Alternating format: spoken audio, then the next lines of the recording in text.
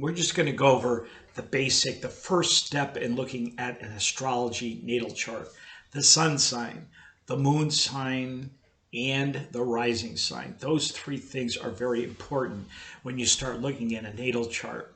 I also recommend this book, The Only Way to Learn Astrology, even though it is the title's kind of the only way, but it really is a great series of books that get into the basics of sun signs, moon, rising aspects. It talks about each house and the meaning of each house.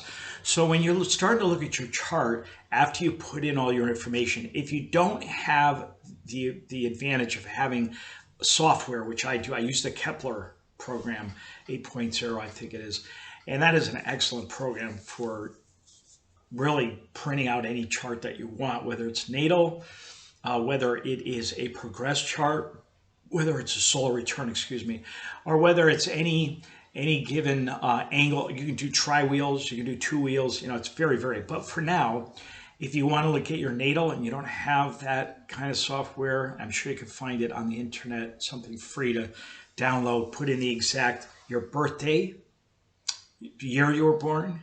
Your exact birth time is very important. That's probably just as important as your birthday and the birth year is the exact birth time. If you don't have it, you can find it usually on the birth certificate.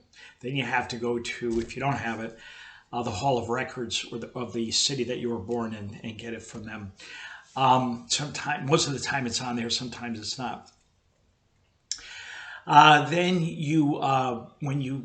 if you have all of your information, you want to send it to me and I can send you your chart wheel. Okay. My email address is myworld.bliss, BLISS, @gmail.com. So if you send me your name, the name that you want on the chart, first and last name, and then I'm going to sneeze. I can feel it coming. Oh, it just went away. Okay, so you give me your name, your first, your last name. Here I go, right?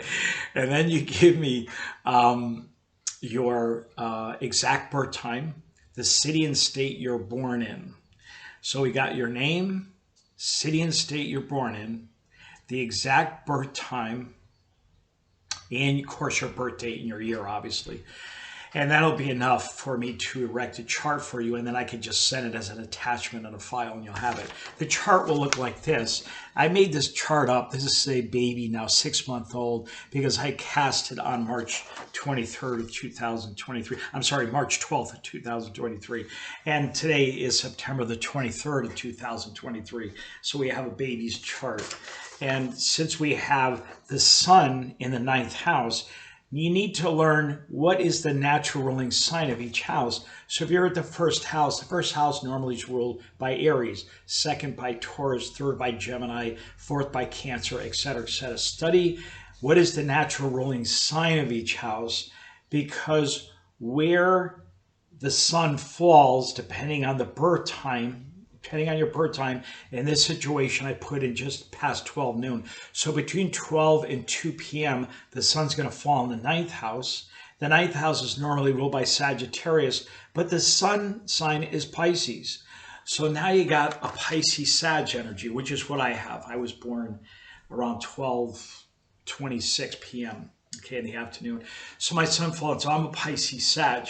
Most of the time you're not born at the time that the sun falls in the house that normally rules your sun sign. So it's going to roll another sun sign. That's the majority of the charts, So if I'm Pisces, I have to read about both Pisces and Sagittarius to get an idea of what my personality. Now that would make me a more outgoing Pisces, because Pisces can tend to be more shy and more wanting to retreat from the world, etc., and escape from it sometimes, highly sensitive. So read up on your personality of your sun sign, what house it falls in, see if it's ruled by another sign. In other words, the sun sign, I'm Pisces, but I'm playing out in the environment. The props on the stage are Sagittarius. So the lead player is Pisces, but the background and the props, okay, are Sagittarius. I hope that explains that. That's why a lot of people don't really feel true to their sun sign because they're actually playing out in the environment of another sign altogether. Okay, so that's the sun sign. Then we have, due to the time, because the only way you can get the rising sign on the eastern horizon, which is that cusp there between the 1st and the 12th, but it rules the first house. So here's a Leo rising, right? So now we got Pisces with Leo rising. Well, your rising sign is what people first, when they first meet you. As a matter of fact, most astrologers could guess a rising sign before they guess the person's sun sign more easily. It's what people see when they first meet you. It's how you package yourself. It's how you dress yourself. It rules your physical body. It's one of the health houses, actually. The first house is very important because it's where you can see if someone's going to have confidence. There's two areas: the sun sign and how it's aspecting other planets, and then the rising sign is also planets in the first house, like the sun, Jupiter, Venus, the moon. Some of these benefics can be very helpful for self-confidence. If it's afflicted and you don't have much self-confidence, that could be, a problem for your life, because you need self-confidence in order to do anything, to be successful at anything in life. So now we talked about the sun sign. We talked about the rising sign. And a Leo rising is a leader. Don't forget, the rising sign, the planet that rules the right. In this case, the sun normally rules Leo, and the sun is in the 9th. So they're going to want to really shine. They're a leadership position. And in the 9th house, it's very philosophical. It's a philosophical house.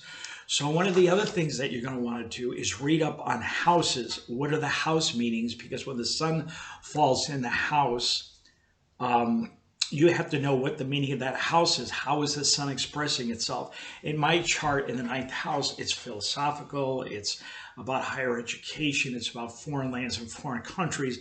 Even though I'm not a world traveler, I've studied a lot about other cultures, especially India, because I started meditating 45 years ago. And then that's how I got introduced to Eastern philosophy. And that's what really got me into astrology. So find out where your sun falls, what house it falls in, and then find out what the meaning of that house is. That's very important. The rising sign, is, like I said, when it rules your physical body, it's what people see when they first meet you. But when they really get to know you, the first two things the rising sign they're going to see, then the sun sign they're going to get to know. But then as they get to know you even more, it's the moon sign. The moon sign rules your subconscious habits and the way you express your emotions.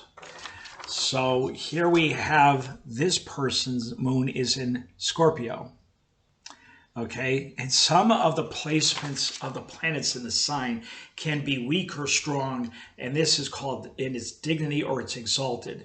You can look up the chart in the book on each planet and see when it's in its dignity, when it's exalted, when it's in its fall, its weakest point, and its detriment, kind of trying to make an adjustment, not really weak. In this case, moon in Scorpio is pretty weak.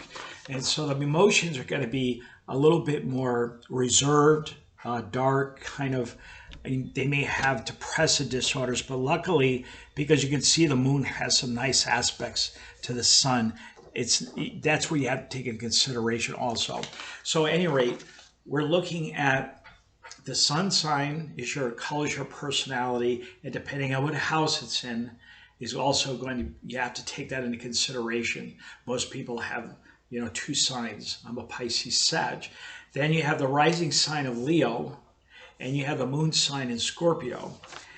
And so this child is highly sensitive because why? Because of the elements. Now you're looking at the elements, okay? Fire, air, earth, water. If the most confident signs are in the fire and air signs in the world, in the outer world, because they're more masculine, the earth and the water signs are more feminine, so they're a little bit more sensitive, maybe withdrawn, maybe more shy, etc., etc. But when you have Leo rising, which is ruled by the sun, you're going to be a born leader. So I would say to the parents of this baby being born on March 12th of 2023, that they are going to make very good leaders. They may be great public speakers. They may get into politics. They may love sports a lot, because Leo and Sag are kind of that sports energy feeling. and that they would be moving towards higher education because the ninth house rules higher education, college years. It's the third house that rules kindergarten through K through 12. All right. And so we have someone who's very emphasized. Now, notice that out of all the planets, the nine planets, there is a lot of them all here in the ninth, right? So we got a ninth house that's loaded, a ninth house emphasis, I call it. And we'll get into other videotapes where we can look at a chart and give it a name, splash, or there's like a lot of different names, bucket. There is the Jupiter, Chiron, part of fortune, Neptune, Sun, and Mercury, 6 things. Now, part of fortune is a spot in the chart that brings extra luck to the chart, just on the basis of the formula that they use. And so you got 5 planets in the part of fortune, all in the ninth house, which is pretty intense for a ninth house position. The other thing that you want to look at is the signature. So we talked about the fact that the elements, fire, air, earth, and water. If you add up the elements in the chart, which is going to be here, see down here, in the lower right-hand part of the chart, I have this chart.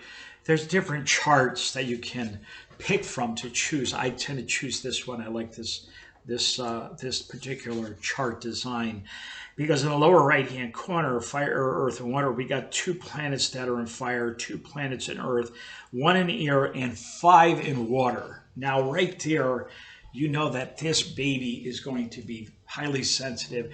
The parents should smile around the baby. They should have fun all the time because a baby's like a sponge with this kind of a chart. They're going to be sucking up everything.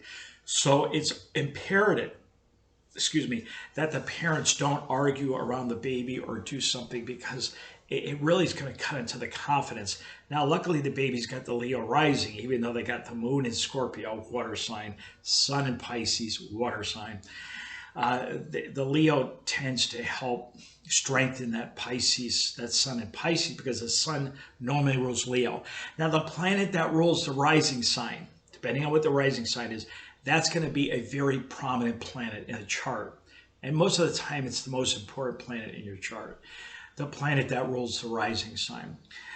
So far we've covered sun, moon, rising. We covered, I wanted to talk about a signature on a chart, which you don't hear much about. Because this chart has 5 water, and then the qualities, so you want to read up on fire, air, earth, and water, then the qualities, cardinal, fixed, and mutable, because you have 4 signs that belong to a certain quality. Cardinal qualities are initiating action, getting things going. Fixed quality is just like it says, you're fixed, you're stubborn, they're good stick-to-it people that, they'll show up on time, etc., and they like to, be fixed on something till the end, till they reach a goal. And then the mutable is flexibility, that they're more multitaskers is the way I would use that. Now, this baby has 5 planets in water, which is 50% of the chart, the element of the chart. A lot of water, and they have 5 planets that are mutable in the mutable quality. Well, what water sign is mutable? It's Pisces. So this is a strong Pisces energy. When you look at this signature of the chart, which is what I just did, some people don't have a signature. They have a nice balance between the elements and the qualities, so you're not going to get a signature. But if they have an overabundance of one, the most planets that are in, let's say, fire, air, earth, and water, and then the most planets that are in cardinal, fixed, or mutable, you have to take those 2 most, put them together, and then find out what sign. In this case, the water, 5 mutable. The mutable sign is Pisces, which is a water sign. So they have a Pisces signature. Now I have, I think 4 or 5, I forget, planets in water. I think I have 4 in water, 4 fixed.